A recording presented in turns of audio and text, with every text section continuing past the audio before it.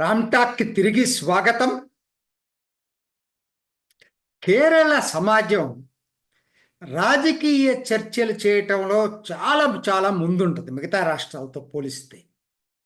మనందరికి గుర్తుంది, శబరిమల వివాదం ఎంత చర్చ జరిగిందంటే కేరళ సమాజంలో ప్రతి రాజకీయ పార్టీని స్కానింగ్ చేశారు, వాళ్ళ స్టాండ్ కరెక్టా కాదని. చివరికి ఏదైతే దీన్ని అసలు అసలు ఇష్యూ కాదనుకున్నటువంటి సిపిఎం చివరికి తన విధానాన్ని మార్చుకొని దిగొచ్చి హిందూ సెంటిమెంట్ని గౌరవించాల్సిన పరిస్థితి వచ్చింది. నిజం చెప్పాలంటే అక్కడ బీజేపీ పెద్ద పాత్ర లేదు అప్పటికే అది ఇప్పటికి కూడా. మరి ఎల్డిఎఫ్ యూడిఎఫ్ మధ్యనే రాజకీయ చర్చలు జరుగుతూ ఉంటాయి. అయినా చివరకు సిపిఎంని దించింది రాజకీయ చర్చ. ఇవాళ ఎగ్జాక్ట్గా అదే పద్ధతిలో వక్కు చట్ట సవరణలపై రాజకీయ చర్చ విస్తృతంగా జరుగుతుంది కేరళలో. ఎవరు ఊహించరు ఈ స్థాయికి వెళ్ళిపోతుందని చెప్పి. ఎక్కడ పట్టినా అదే చర్చ కేరళలో.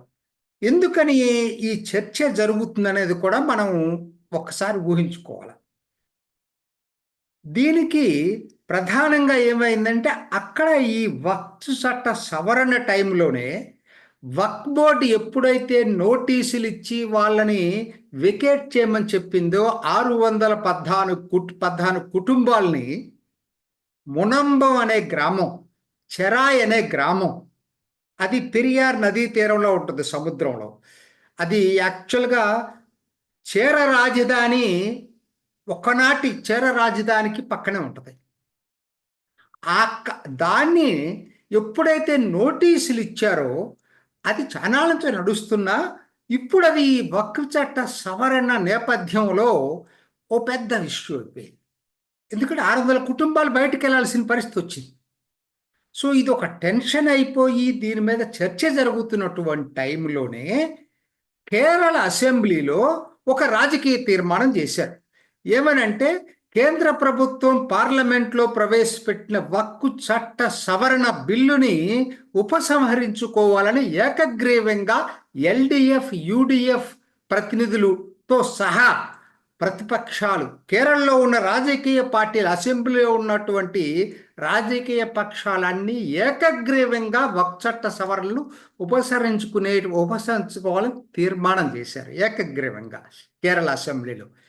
ఇది కేరళ సమాజంలో పెద్ద చర్చకు దారితీసింది. ఎందుకంటే వక్ఫ్ చట్టం దానికున్న విస్తృత అధికారాలతోటి ఎవరినైనా శాసించవచ్చు అని చెప్పి మునంబం అంశం మనకి, భూ వివాదం మనకి ఒకవే ప్రత్యక్షంగా కేరళలోనే కనపడతా ఉంటే అసలు సవరణలు ఎవరవుతా వద్దని చెప్పి అసెంబ్లీ తీర్మానం చేయటం అనేది ఎల్డిఎఫ్ యూడిఎఫ్ రాజకీయ అవకాశవాదాన్ని ఎండగట్టింది. జనం అర్థం చేసుకోవటం మొదలుపెట్టారు. ఈ రెండూ కూడా ఏ విధంగా ఓటు బ్యాంక్ రాజకీయాలు చేస్తున్నాయని చెప్పి అర్థం చేసుకోవటం మొదలుపెట్టారు.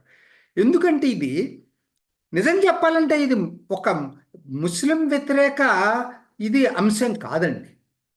మునంబంలో అదొక మినీ ఇండియా. అందరు ఉన్నారు అక్కడ, ఆ చిన్న ఏరియాలో అందరు ఉన్నారండి. ప్రధానంగా క్యాథలిక్ క్రిస్టియన్స్ ఉన్నా, హిందువులు ఉన్నారు, ముస్లిమ్స్ ఉన్నారు. వీళ్ళందరూ బాధితులే వక్ఫ్ చట్టంలో.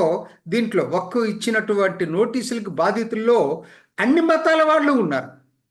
సో ఇది ముస్లిం వ్యతిరేకత అనేదానికన్నా కూడా తుష్టీకరణకు వ్యతిరేకత, బుజ్జగింపు ధోరణికి వ్యతిరేకత, ఓటు బ్యాంకు రాజకీయాలకు వ్యతిరేకత జరిగింది అది ఎగ్జాక్ట్గా. సో ఇది ఒక విధంగా ప్రతి ఒక్కరిని కలిచివేసినటువంటి అంశంలాగా మారింది.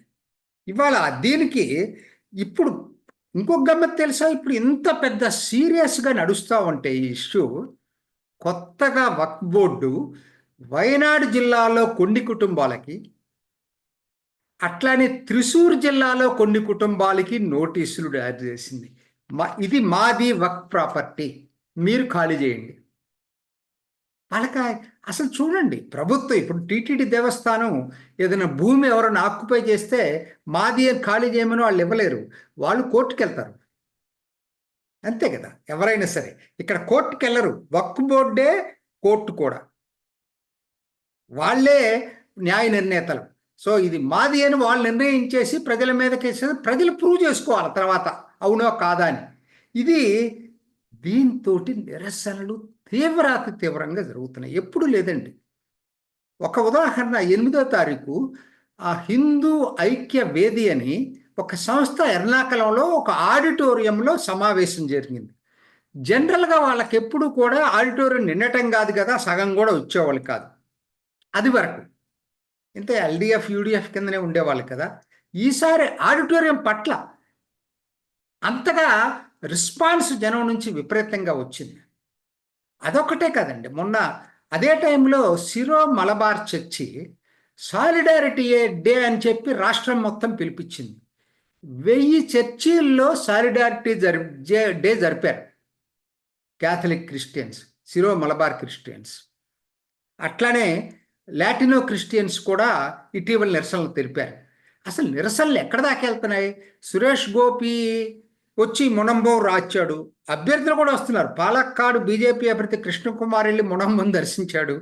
అంటే ఎక్కడ దాకా వెళ్తుందంటే వాళ్ళు చెప్పేది కూడా జనాలకి అట్రాక్టివ్గా ఉంది. రేపొద్దున శబరిమలైని వక్ఫ్ ప్రాపర్టీ అని డిక్లేర్ చేయకూడదని ఏదైనా గ్యారంటీ ఉందా? ఎవరైనా ఇవ్వగలరా? వెలంకన్ని చర్చి తమిళనాడులో ఉంది, వెరీ ఫేమస్ చర్చి క్రిస్టియన్స్కి. వెలంకన్ని చర్చి కూడా వక్ఫ్ ప్రాపర్టీ కాదని ఎవరైనా గ్యారంటీ ఇవ్వగలరా డిక్లేర్ చేయరని?